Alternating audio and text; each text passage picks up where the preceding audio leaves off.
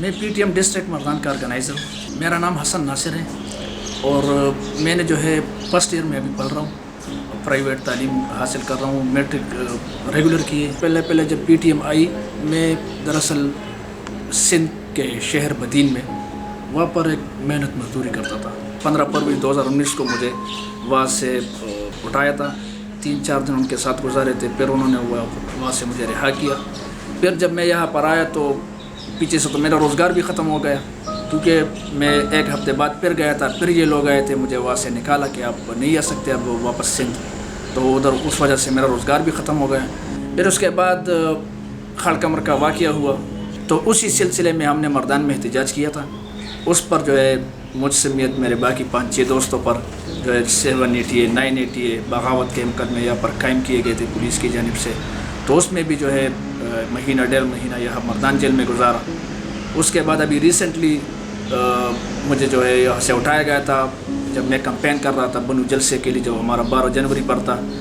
ابھی جو ریسنٹلی مجھ پر سائبر کرائم کے تحت FIR ہوا ہے, اس میں بھی مجھ پر اینٹی اسٹیٹ اور اینٹی آرمی اور اینٹی اسٹیبلشمنٹ ایسے دفعات لگائے گئے تھے کہ یہ ملک کے خلاف کام کر رہا ہے, یہ اداروں کے خلاف لوگوں کو اس کا اکسا رہا ہے.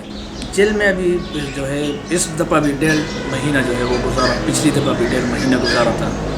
تو وقت تو گزرتا ہے, جیل کے اندر بھی گزر جاتا ہے, بھائی بھی لوگوں پر گزر رہا ہے. تو اس کو مشکل ہمارے لیے نہیں ہے, کیونکہ جیل ہوتے ہیں یہ تو ہمارے بچہ خان نے جو ہے جیلیں گزاری ہے, سمد خان نے گزاری ہے, تو میرے خیال سے تو پشتونوں کو میراث میں ملی. میں جب پہلی دفعہ تو کوئی میرا فون نہیں اٹھا رہا تھا. ڈر رہے تھے, یہ وجہ نہیں کہ وہ مجھ پر شک کر رہے تھے, وہ ڈر رہے تھے کہ یہ ہمارے اوپر جو ہے وہ بغاوت کے مقدمے اور غداری کے فتوے ہمارے اوپر نہ لگے. باقی ایسی کوئی بات نہیں. ہر باشعور شہری اور ہر باشعور انسان اب یہ سمجھ رہا ہے کہ پی ٹی ایم کے ڈیمانڈس وہ بالکل آئینی اور قانونی ہے, بلکہ انسانی بھی ہے. تو میرے خیال سے اس نگاہ سے کوئی نہیں دیکھ رہا کہ یہ ایجنٹ ہے وغیرہ وغیرہ, بلکہ ڈر رہے ہیں. خاندان کی بات جہاں تک ہے تو خاندان کے ہر فرد کی سوچ ایک طرح نہیں ہوتی, تو مشورے دیتے ہیں, نصیحتیں کرتے رہتے ہیں خاندان کے لوگ کہ تعلیم کرو, محنت مزدوری کرو.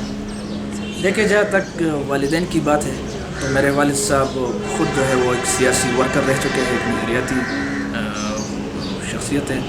تو مجھے سپورٹ ہے گھر سے, اپنے والد صاحب کی جانب سے بالخصوص, کیونکہ جب میں جیل گیا تھا تو سب سے زیادہ جو ہے میرے پیچھے کام جو ہے وہ میرے والد صاحب نے کیا. عدالتوں میں آئے, عدالتوں کے چکر لگائے, اور آخری دن تک, میری رہائی کے دن تک وہ اکیلے آتے تھے, دوستوں کے ساتھ آتے تھے, لیکن ہر دن جو ہے وہ آتے تھے اور عدالتی کارروائی میں انہوں نے میرا بھرپور ساتھ دیا. ویسی کوئی ایشو نہیں ہے میرے گھر میں کہ مجھے کہے کہ نہ کرو یا وغیرہ. ہم نے ایسی کوئی بات نہیں کی جو خلاف قانون اور خلاف آئین ہو, اور آگے بھی ہم جو ہے ایسی کوئی بات نہیں کرنا چاہیں گے کہ وہ خلاف آئین اور قانون ہو, بلکہ اس ملک کے آئین اور قانون جو انہوں نے بنائے ہیں ہم اس کے تابع ہیں, ہم اس کو ماننے والے ہیں. تو میرے خیال سے اس میں کوئی احتیاط کی ضرورت تو نہیں ہے.